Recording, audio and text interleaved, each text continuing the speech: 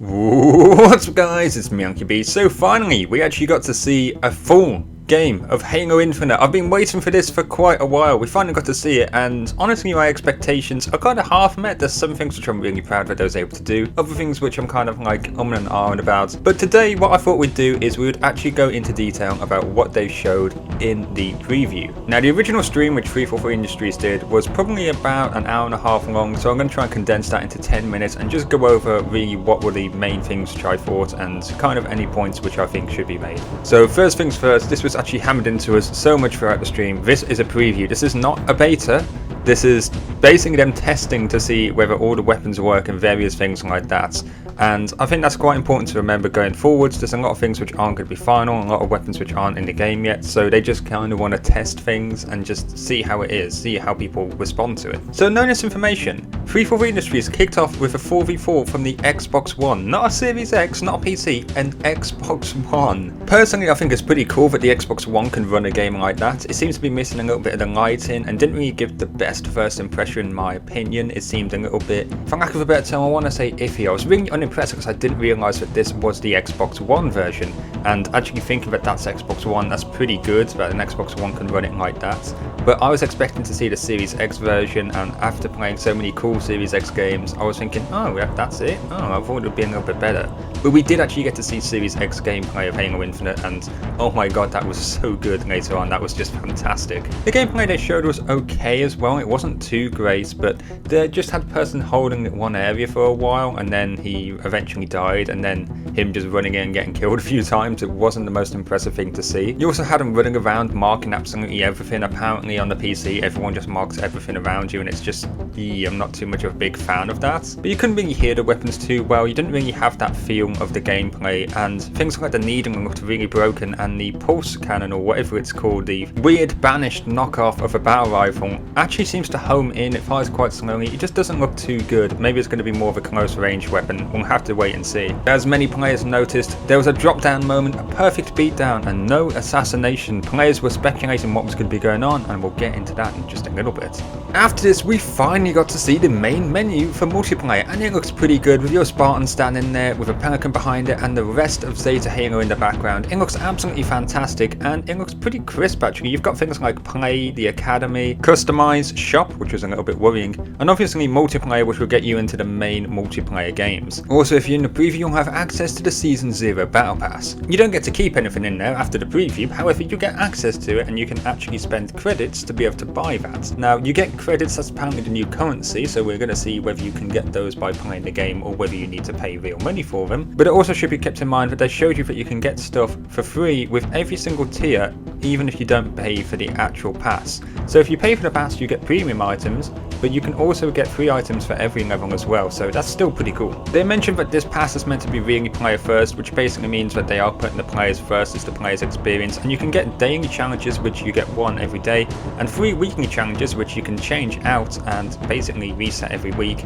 If you complete all 3 weekly challenges, you get a shader, so that's pretty nice. They then went into settings, and oh my god, we have never had so many buttons doing different things. You can use your D-pad to do AI scans, mark enemies, or various things like that. Left on the D-pad is to actually switch grenades, but right on the D-pad is to drop your weapon. I don't know if you have to tap it or hold it, but you can now drop a sniper for a teammate, and maybe they can give you a rocket launcher in return. Dropping weapons in Halo, that's okay. Wow, I'm kind of amazed by that. I was also amazed by the sensitivity. You have so many options to customize your sensitivity. You can actually change it to the details of 10 times magnetism. So with a sniper, you can change how much sensitivity you have then. Maybe with 3 times magnetism, you want it to be really fast, and the sniper, you want it to be really slow. There's just so much customization. There's also something called step jump. So imagine you're about to jump to a low ledge. You're probably going to jump over it. You can make it with step jump so that your jump is reduced so that you just hit the ledge. I mean, that's another setting which is pretty interesting to have, but they've also got open mic chatter always on. So if you don't know what that means, when you're in the party, people can hear you in game chat, so people can probably hear the conversations you're having. I know that in Elder Scrolls Online that's happened to me once or twice, and it's like, oh wait, what? People can hear me? But yeah, when you're actually trash talking those bad teammates in Halo Infinite, be aware that they can likely hear you, so do just be careful. Now after this, we went to customization, and damn, customization looks good. You've got armor cores, which I'll try to explain now. You can see the manufacturer, the season it was released in, and when you unlock cockpit and then a brief little description, but here's how best to describe armor cores. Imagine you have the Mark 6 body, Mark 6 helmet, all that jazz, and then you put some different shoulders onto it and all stuff like that. It's still the Mark 6 because it looks like the Mark 6, but you've added different things to it to kind of customize it the way you want to customize it. That's how they're kind of doing it with the armor cores in Halo Infinite.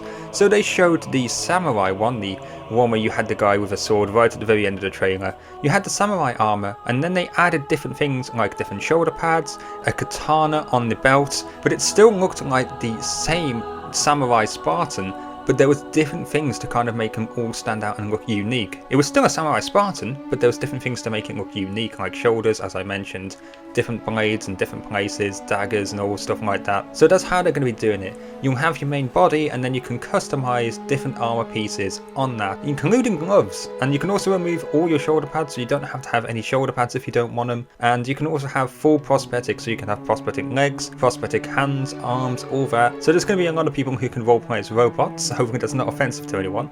But if you want to, you can literally make like a robot character. So machinimas, forget all those Covenant stories, let's get some robot uprising ones. That's going to be awesome for machinima directors. You also can unlock complete sets, so I'm guessing that you'll be able to get sets which make you look like John 117. They already mentioned that there was ones for Emil and for George, so you can just get their complete armors with their complete colours and just equip those and go into multiplayer. And a little bit of a hypothesis here, they kind of made it out so that your Spartan is part of the story, so it might be that your Spartan can go out and start fighting the Banished on the Zeta Halo ring in kind of like a free mode PvE mode. It also should be mentioned that you can customize your weapon skin and vehicle skins now, so that's pretty awesome to see. You can also get a kind of a slideshow of those to see what you've actually got, so that's pretty cool. Oh yeah guys, and the gun goose from Halo 5 is back. I mean, I don't know how to feel about this, but the gun goose is back. I didn't think that was going to make it in. It looks pretty good. We got to see the AIs. You can change the model of the AI, which changes its voice, and you can also change the colored AIs as well, so that's pretty interesting. I can't wait to see how many more we're going to be getting in.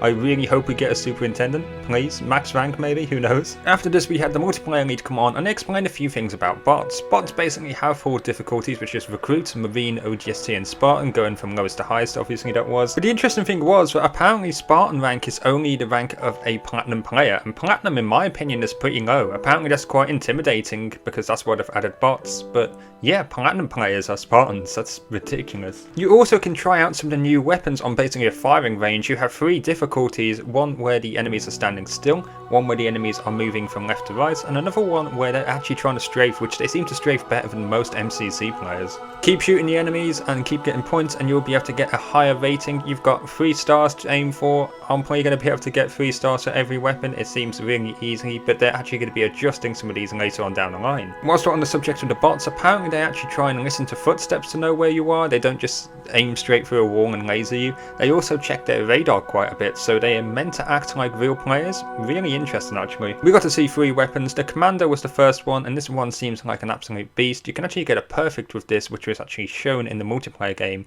But yeah, it might be better to kind of not full auto this gun and kind of hold back so you can hit your shots a little bit better. The battle rifle was also shown by the popular request of the community, and I tell you what, it was pretty decent. The only problem I had with it was the kickback after firing a shot. It seems a little bit like it could be too inaccurate, kind of like the Halo 5 battle rifle, but you know what, I've still got hope for it. And then we got to see the Heatwave, and the Heatwave was this brand new weapon, absolutely fantastic.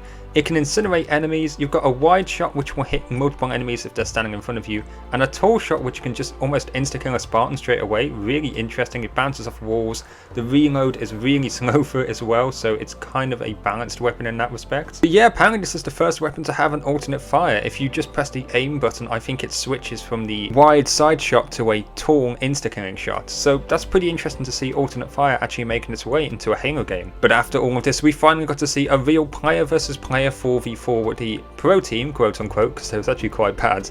And honestly, it was phenomenal to finally be able to see this. It was so much better than what was on the Xbox One.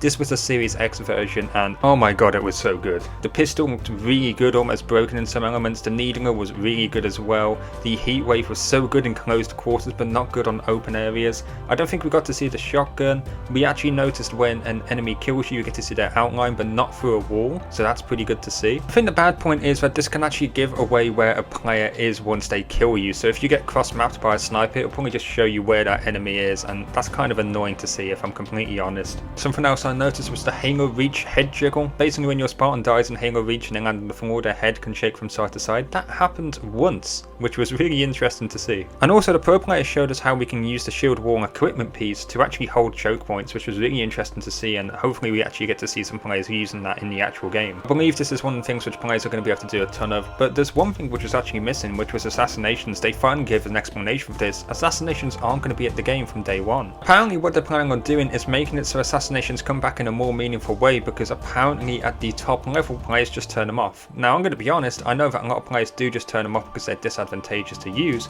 However, I like to keep them on because they're a sign of disrespect and overall just fun. Assassinations for me are really fun. I love using them even at some of the top levels. However, I just respect people who want to turn it off when they're playing competitive.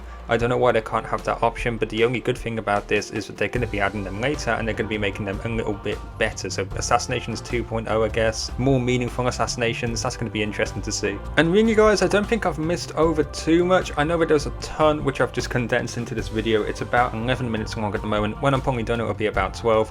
But thank you for watching this video. Honestly, it has been a rush to try and get this video out because I've got work going on, and hopefully you guys just enjoyed it. Make sure you do leave a like, check out some other videos on the channel, and subscribe, because you know what, we need those numbers to go up. I think we're at 450, an amazing milestone at the moment. But thanks for watching, we'll see you in the next one. Peace out.